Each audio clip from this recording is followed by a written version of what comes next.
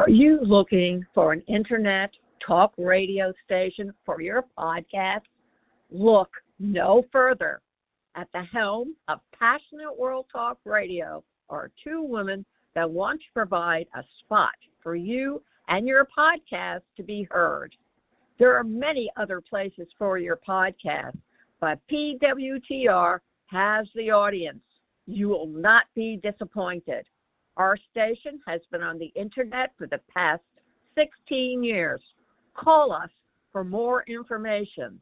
484-364-1032 or text Jeannie White, station manager at PHECONNECTSHOW for podcast show details.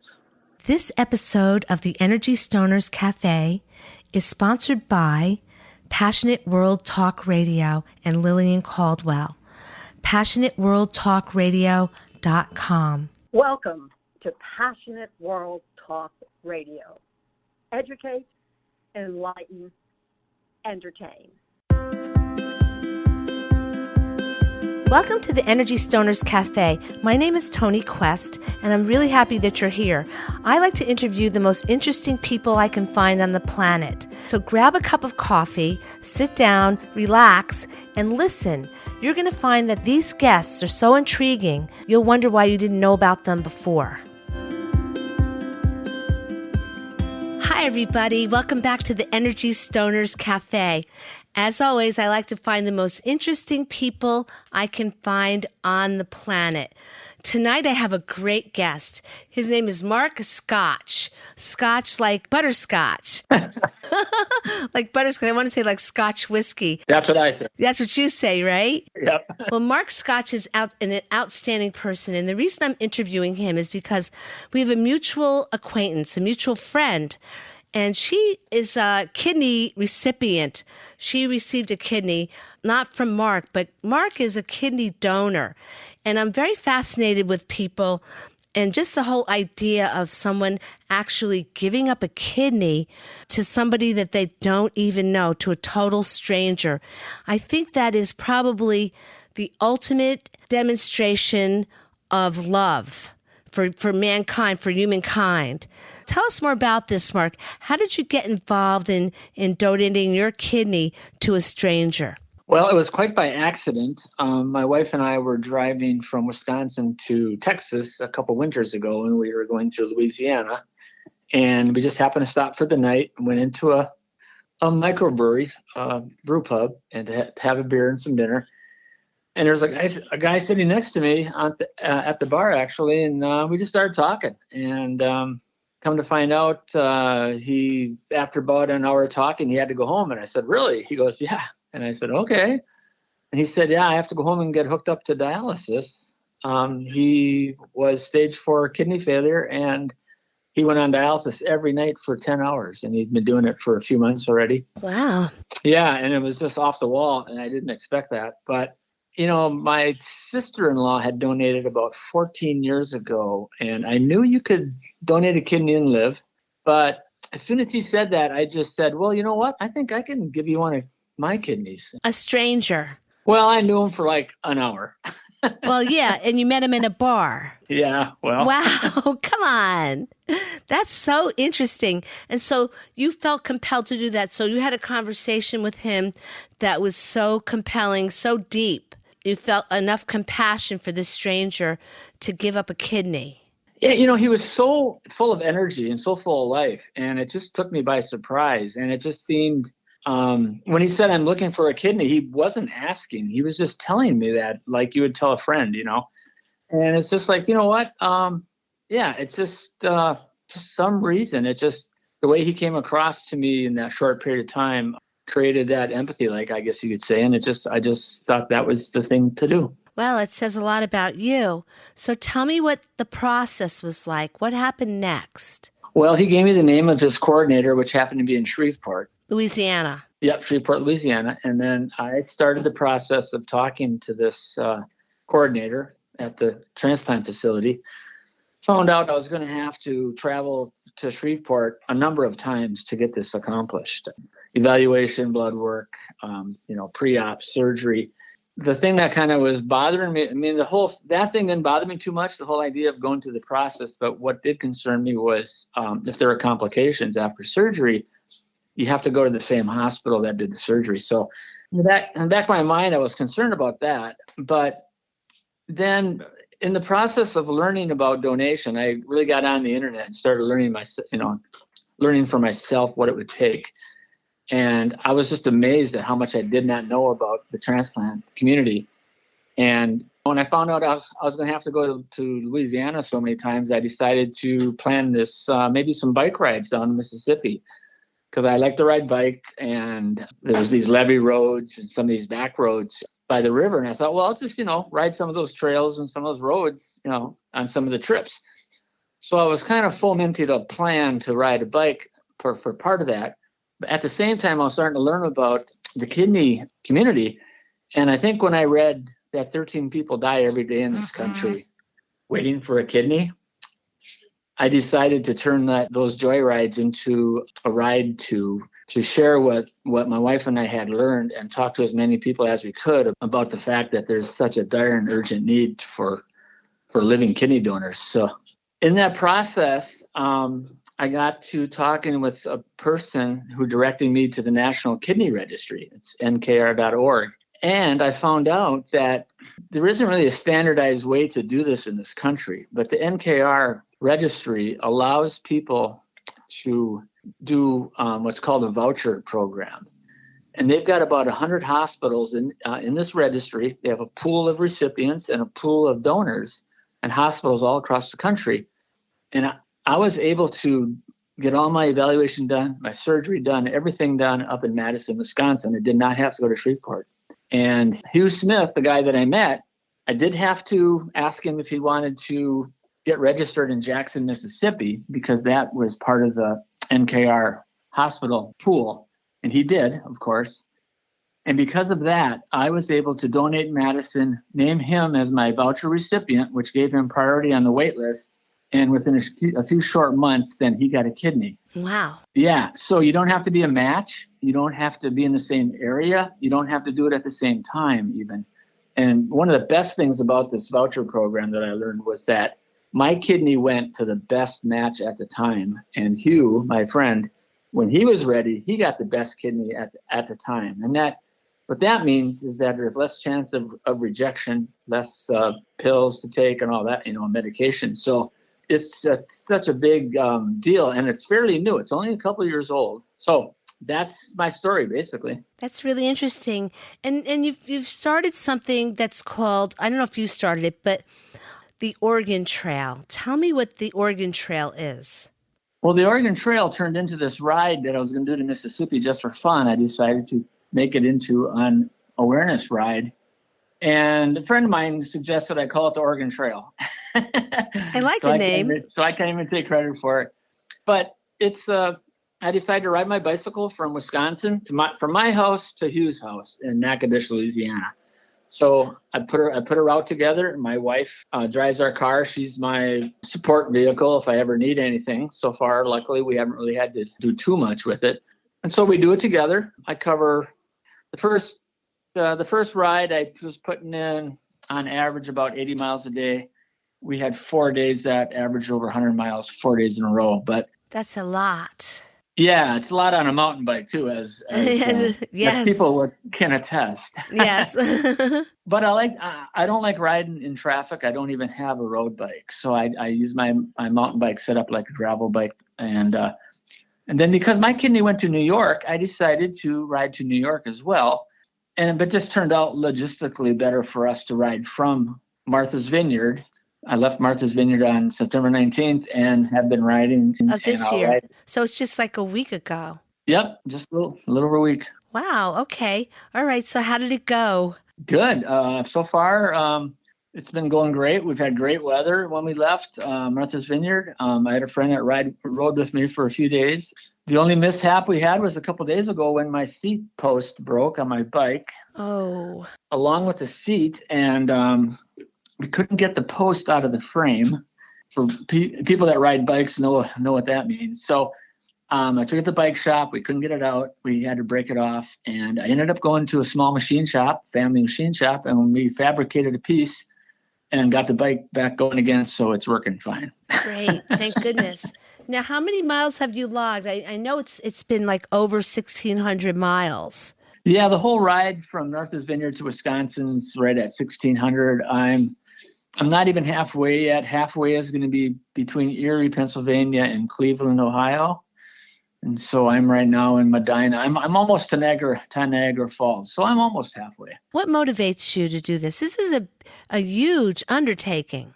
Well, I think it's a combination of the fact that I like to ride bike. I like to see the country by bicycle. There's just so many things you just don't get to see.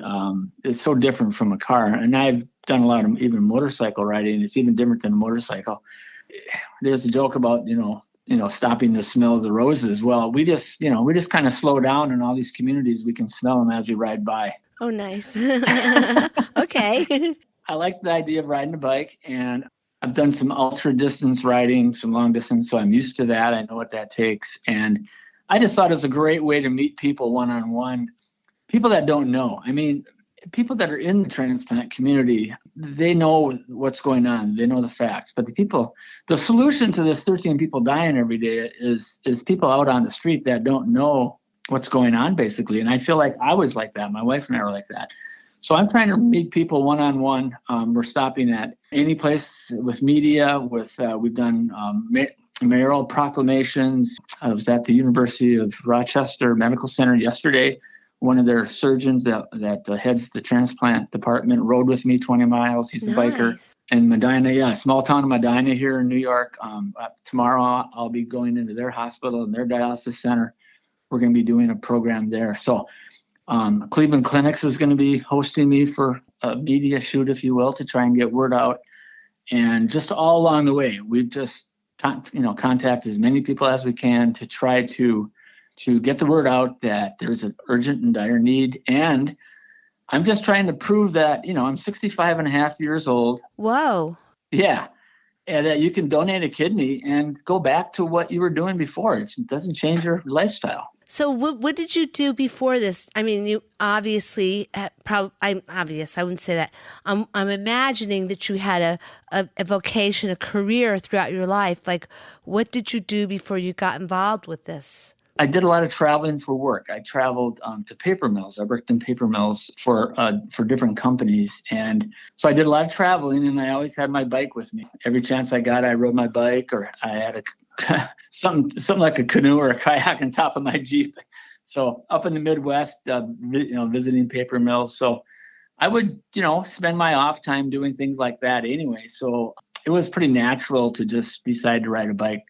So you're doing what you love. Yeah. I try to incorporate my lifestyle into my work, vice versa. And it's nice to know that there's a healthy man riding around town with one kidney. I don't know, but there's a lot of healthy people riding around town with two kidneys. What would you say to people that would hesitate to donate a kidney to someone? I think the most important thing is to just develop some kind of curiosity. If somebody's listening to this podcast, just go to nkr.org, its website, and just noodle around in there and read a little bit. I don't think I was ready to donate. Like I said, my sister-in-law donated 14 years ago, and I never had any inclination to ask her one question, basically. But I think it's important that everybody can be an advocate. They can learn something. And I think learning about the voucher program is enough to really understand what's going on. And then if a person is in a conversation with somebody and they hear about, you got to match this, you got to do this, you got to do that, you can dispel some of these myths. So I think the most important thing is not so much worrying about being a donor, but learn about it. And then I think the donor part will come later if a person is so moved.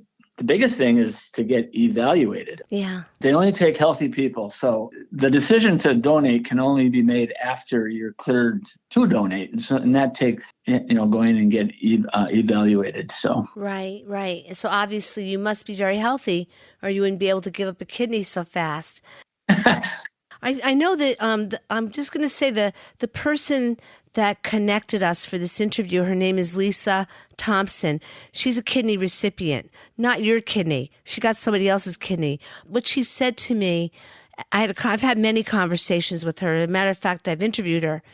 She said that it's not so much that when you talk about kidney donation that you're going to be asking people, hey, can I have your kidney? It's just to talk about it so people are aware. So you felt something for that guy that you were sitting having a beer with or whatever. So something about the conversation, something about him and his situation made you feel compelled to give up a kidney for him, which I find that remarkable. Well, it was a time in my life, I think that was critical. I had retired. I had been retired for a couple of years, and I was kind of wondering, like, okay, what do I want to do with the rest of my life? And people kind of pause and take in, just kind of think about, I don't know of any other way or any better way than to give a kidney to really save somebody or to do something in a charitable way. I mean, it's kind of like an ultimate gift because you can actually save someone's life. And in my case, because of the voucher program, I started a chain, so to speak, to save two lives. My friend in Louisiana got the voucher, and then somebody in New York got my kidney, who I don't know who that is even. But so two people actually benefited. And I think part of it was the fact that I thought it was kind of an instant thought. I mean, there wasn't a process, but I instantly thought, I'm 65, I've had a good life. If there's something inside of me that's still, viable to help somebody live a normal life, all these people are asking for is kidneys so they can be normal, something that we all take for granted. It was just a combination of things that just hit me at the right time, I think.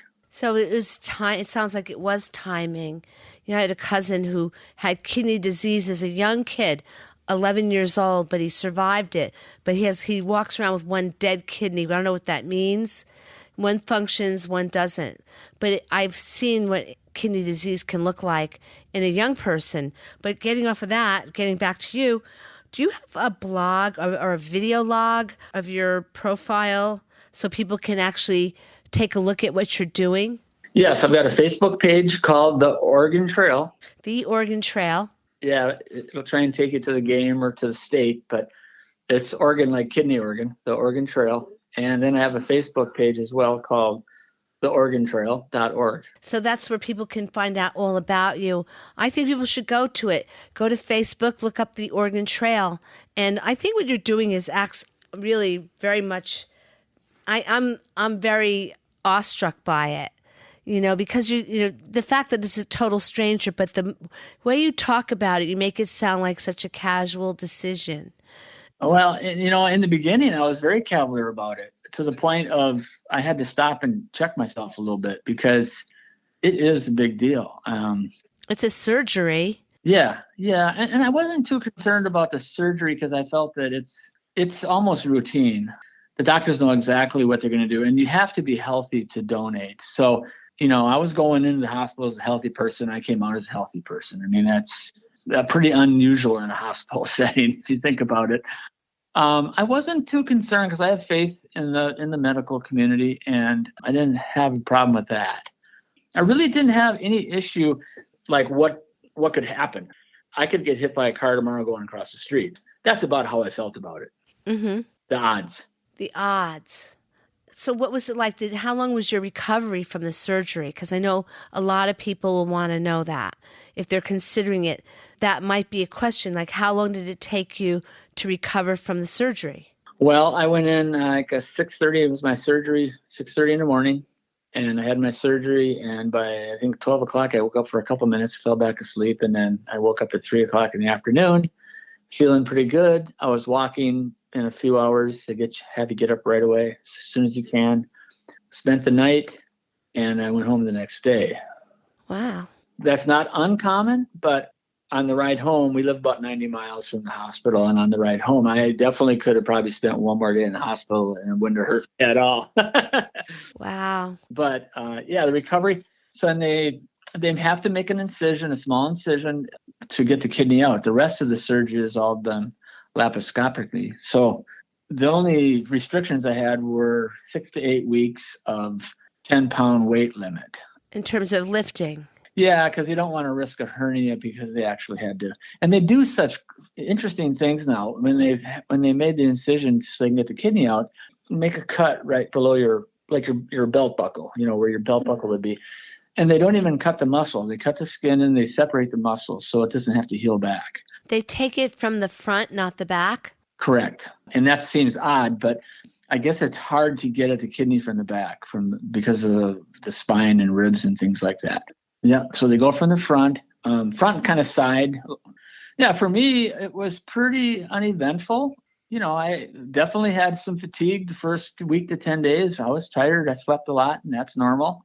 But, I think I could have gone back to I worked in sales. I think I could have been back to work in a week if I had been working gently, so to speak. But I started riding my bike after about a month, slowly, and just kind of took my time with it. Okay, well, I'm so impressed. I'll also mention to the audience that part of your trip from Martha's Vineyard, and I think you went from Martha's Vineyard, and you actually passed through Yorktown, New York. Correct. So you're kind of local to where the show is broadcast. We broadcast out of Peekskill, New York, which is not far from there, which is basically the next town. And so did you have some kind of fanfare? Did you get good media coverage? I imagine you should have. Lisa actually was very instrumental with Yorktown. She got the mayor involved. Oh, good. Legislature guy, and I think there might have been a state senator there.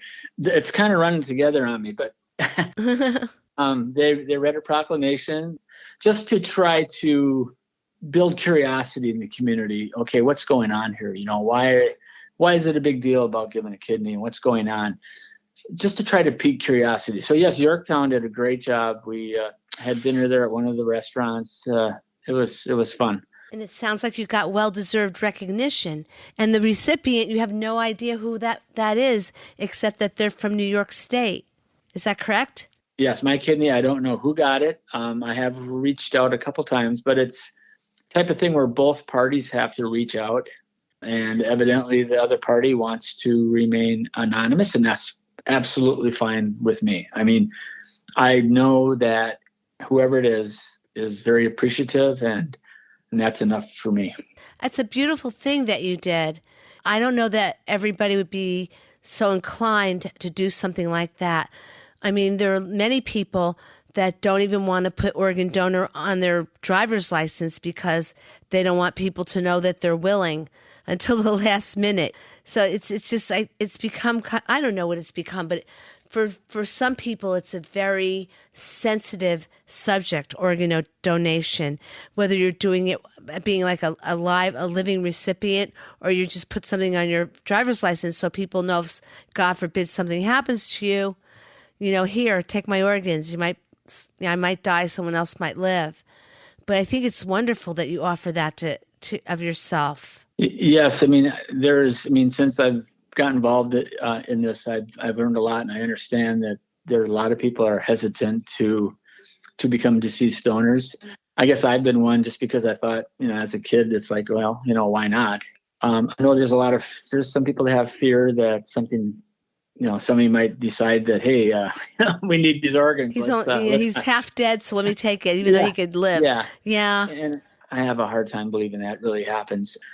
And, but it's still a big decision to become a deceased donor. Obviously, it's a little bit bigger commitment to become a living donor. But, one of the things I learned is that 13 people die every day. That means that there aren't enough deceased donors. And I think I read that 3 out of 1,000 people die in such a way that their organs can be used. Wow. Yeah, it's a very low number because basically you have to die in the hospital in a controlled setting, so to speak. And so that's, doesn't happen that often. So, yeah, there's definitely living donors. And we're losing ground because of high blood pressure and diabetes. Those are things that really attack the kidneys. And people can actually save someone else's life by not even giving up a kidney. They can save someone's life by taking care of their own health and not having to need a kidney themselves one day. Oh, there you go. See, we don't think about things like that, do we? No. Or maybe that just would be me. I don't think about No, I've said that to some pretty, I've said that a few times to some people, and they were like, wow. Because, people that have kidney disease, they have no choice in the matter. And so why don't we try to save a kidney for them? And if we all kind of watch our health as best we can. I mean, I'm not a prime specimen for health. I mean, if you saw me, you wouldn't think I could, ride. And you did meet the guy in a bar. Yeah. And I guarantee if you saw me, you wouldn't think I could ride a bike 10 miles, let alone, 16 top or 100. But yeah, we have to start taking care of our own health, because that number is going to go up more than 13. It's going to go up. What would you suggest with regard to living healthier? Well, I think just the basic things, trying to eat better food and just try and get some exercise. Start small, because high blood pressure and diabetes, obesity, they all lead to these kind of outcomes. So, just to try to start doing things a little bit, every day, try to get on a program. And I don't think you have to be extreme. I try to avoid eating anything out of a box. Oh, okay. That's a smart thing. Yes. Yeah, it's just small things. Try to keep it like fresh vegetables as opposed to processed food. That's what I was looking for, as opposed to processed food. So your kidneys are healthy. And so I think it's an interesting point of view to keep yourself healthy. How did you say it again? If an individual stays healthy themselves, yes, they may never need a kidney. Instead of taking one because of maybe poor health habits causes you to lose a kidney, if you can improve your health habits and not need a kidney, that kidney can go to someone else. And in effect, you're actually saving someone else's life by not taking a kidney. Wow. So usually these kidney disease, from what I understand, usually starts for older people. I've seen what people go through on dialysis. That's not a fun thing. I've watched it. It's really sad to watch the slow progression and spiral down. Every single day they're going to get dialysis to save their life, and it's an ordeal. It takes a big chunk out of one's life, because isn't dialysis like an 8-hour process?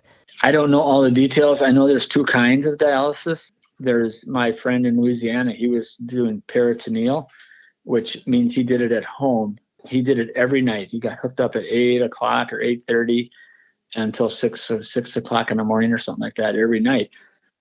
He preferred that for a number of reasons. One thing, from what I understand, I'm not a doctor, but if you do it every day like that, it kind of keeps the body from going highs and lows so much. Yeah. And so if people have to go in every 3 days or something, then you're spiking all the time. There's peritoneal at home, and then I think it's called hemodialysis. That's where you go in to a center. But yeah, I mean, either way, like you said, I think it's just a slow death for most people. Yeah. I've watched it. Unfortunately, it's I know that my stepmother died from kidney disease. She was on dialysis. I was very struck by how it changed the way she looked. She didn't look the same. And it was kind of sad. I wasn't super close to her, but I did know that. And interestingly, she was a nurse. Oh, wow. And what you're saying about taking care of yourself, she did as well. But I think that there might have been like a little inclination towards this, the cookie jar kind of thing. And I can say I could be guilty of that too. Well, yeah, I mean, we all are. We're all human. We're all human. Yeah, and it's funny. It's really a strange thing. You can go the other way too. In Wisconsin, where I live, I do a lot of mountain biking, and got friends that I bike with, and most of them are younger than me. I'm the old guy out there. But after I made my first ride down in Louisiana, some of my mountain bike buddies, and one of them especially, started talking to me. He was considering to kind of look into this donation thing, and he maybe 27 years old. He was asking me all kinds of questions. He said, well, I've had kidney stones. Like, I've had 3 episodes of kidney stones. Ooh. And I said, well, I don't think they would consider you. You wouldn't be able to pass the physical evaluation with that. Yeah, because those kind of rip you up in the inside, don't they? Well, it's a condition that you don't want to take somebody's kidney out that's creating stones and put it in somebody else. But I asked him, I said, what are you doing with kidney stones? I mean, the guy's 27 years old, thin as a rail, strong mountain biker. He said, well, they did a biopsy of one of his kidney stones and found out that it was some acid, and it's present in almonds, kale, and spinach. Really? Yeah, he was eating almost too healthy. Wow. And so there's you got to have balance in life, and of course he was dehydrated too, and that was one of the other things that will cause that problem. So dehydration. Yeah, dehydration. So people should drink more water. But yeah, and so there's an example of a person that probably took the fitness thing just a little too far, maybe. Yeah, that is interesting. But we're not going to tell people not to eat healthy. Oh no. I happen to love kale. It's one of my favorite things that I got turned on by my stepmother who died of kidney disease. Interesting. I just have to say it. It kind of made a full circle there, but this is a really interesting conversation, and I would love to follow up with you in another interview at another time. And I have to commend you for stepping up to the plate and doing what you felt was right. Because if there were more people, if there were more Mark Scotches in the world, if only there were more Mark Scotches in the world, we'd be better off. My wife might not agree with that. Oh, no, she knows it's true. She just doesn't want you to let it go to your head. That's all. She knows it's true. But I think that it's a beautiful thing that you did. And I really appreciate you bringing the awareness to the organ trail on our show and the importance of kidney donation to just talk about it. This was what Lisa said. They're not going to ask you for your kidney, but just talk about this to people. I think it makes a difference. It obviously does, because look at you and look at your guy, you with the kidney from someone. If you hadn't discussed it, perhaps he wouldn't have, who knows? I think it's that we should be more open about the things we talk about on this planet right now, to just get a little closer, because we are very close to each other without even realizing it. So again, tell the audience they can find out more about your venture through the Organ Trail on Facebook, you said? Yep, the Organ Trail, ORGAN, the Organ Trail on Facebook. And then the website is www.theorgantrail.org. .org, and it's the National Kidney Registry. Registry.org. National Yep. Kidney Registry.org, and you can learn even more about it. So check it out, everybody. And I want to thank you so much, Mark, for coming on the show and taking the time to tell us about your journey. And I wish you all the best of luck, because I know you're going to be riding it for a while. You're going to be riding that bike for a while with one kidney. 1,600 miles plus. Yeah, well, yeah, yep. It's amazing. No, I'm amazed by it. I really am. And I think that the audience is I can imagine they're as fascinated as I am. So until next time, everybody, I would really ask you to check out Mark Scotch's Facebook blog, The Organ Trail, and consider kidney donation. I think it's a beautiful thing to do. And come back next week. I'll have another great guest for you. And I thank you so much for listening. Bye-bye. Thank you for listening to the Energy Stoners Cafe. Are you looking for an internet talk radio station for your podcast? Look no further. At the helm of Passionate World Talk Radio are two women that want to provide a spot for you and your podcast to be heard. There are many other places for your podcast, but PWTR has the audience. You will not be disappointed. Our station has been on the internet for the past 16 years. Call us for more information. 484-364-1032 or text Jeannie White, station manager, at PHECONNECTSHOW@gmail.com for podcast show details. Thank you for listening to Passionate World Talk Radio. You can listen to this program all over again by going over to https:// Passionate World Talk Radio. You can also hear it on Spotify, Spreaker, Amazon Alexa, AMFM247.com every Tuesday evening between 8 and 9 p.m. YouTube, Facebook, Facebook Live, LinkedIn, and all the other podcast directories one can find on the Internet.